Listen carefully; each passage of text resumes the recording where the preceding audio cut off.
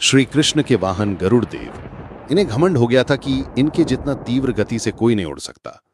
श्री कृष्ण के अस्त्र सुदर्शन चक्र, इन्हें घमंड हो गया था कि इनके जितना शक्तिशाली ना तो कोई अस्त्र है ना कोई शस्त्र, और इन्हें कोई परास्त नहीं कर सकता।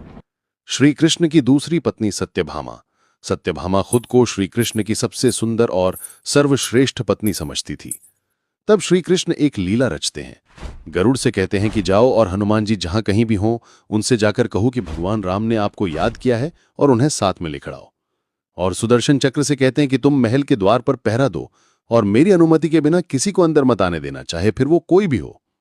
गरुड़ देव हनुमान जी के पास पहुंचते हैं और कहते हैं कि भगवान श्री राम ने आपको द्वारका नगरी में मिलने के लिए बुलाया है।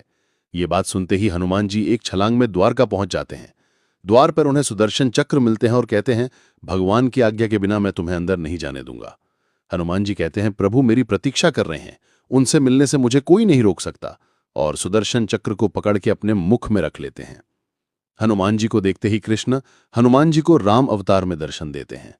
सत्यभामा को देखकर हनुमान जी कहते हैं, प्रभु ये दासी कौन है और सीता माता कहाँ है?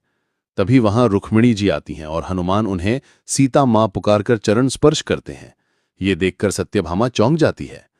तभी गरुड़ देव वहां पहुंचते हैं और हनुमान जी उनसे पहले वहां पहुंच गए हैं, ये देखकर आश्चर्यचकित हो जाते हैं। तभी कृष्ण हनुमान से पूछते हैं कि हनुमान तुम्हें द्वार पर किसी ने रोका नहीं?